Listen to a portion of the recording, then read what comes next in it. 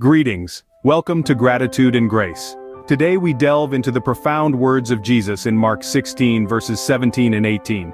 Jesus says, "These signs will accompany those who believe. In my name they will drive out demons. They will speak new languages. They will pick up serpents with their hands. And if they drink any deadly thing, it will not harm them. They will lay hands on the sick and they will recover." In these verses we find Jesus speaking to his disciples in a pivotal moment after his resurrection. He's commissioning them, setting them forth on a divine mission to disseminate his teachings across the world. Now, these verses have sparked many interpretations over the centuries. Some read them as literal, others as metaphorical, and this divergence is understandable. After all, the words of Jesus are far from simple. They bear layers of meaning, each layer resonating with a different aspect of our lives. However, to fully grasp these verses, we must consider them within the broader context of Jesus' ministry. We need to remember his life, his teachings, and his actions, and how they all come together to form a coherent, transformative message. So are Jesus' words metaphorical or literal? Let's explore together. As we unpack these verses, we find Jesus promising that those who believe will perform signs in his name. Diving deep into the words, we see 4 signs Jesus mentions: driving out demons, speaking in new tongues, picking up snakes, and healing the sick. Each phrase, each sign holds a profound meaning that extends beyond the literal interpretation. Let's begin with driving out demons.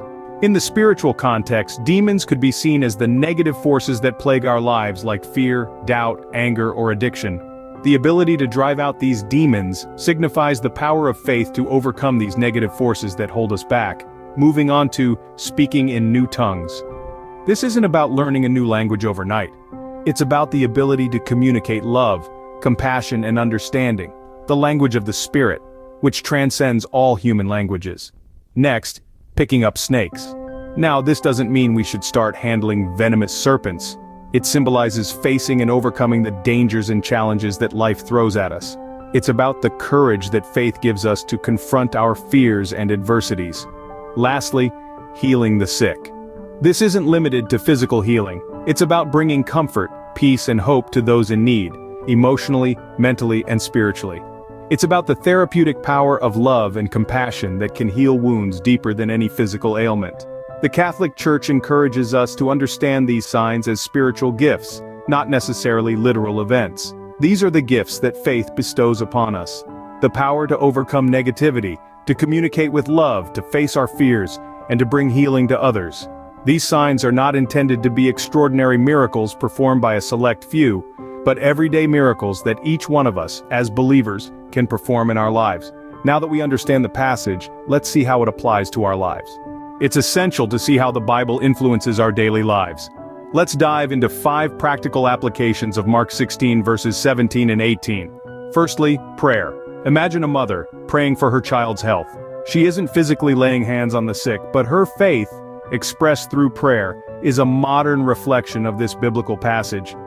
Secondly, consider acts of community service. A volunteer at a food bank, for instance, may not be handling serpents, but they're putting their faith into action, serving their neighbors in need. This is a real-life sign of belief. Thirdly, we see personal transformation. Think of someone overcoming addiction. They may not be drinking any deadly thing without it hurting them, but they're demonstrating a faith that can conquer even the most destructive forces. Fourthly, let's talk about forgiveness. When you forgive someone who has wronged you, it's as if you're casting out devils. You're expelling the negativity that could have taken root in your heart, a clear sign of a believer.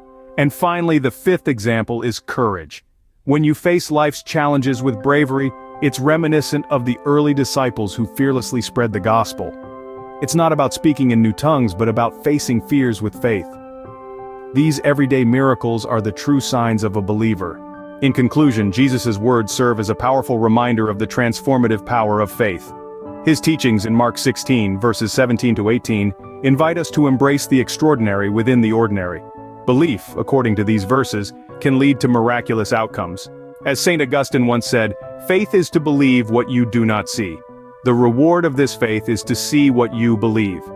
If you liked this video, please share, like, comment, and subscribe to this channel. For Amazon English reads on the topic, check the description box below or the comment section.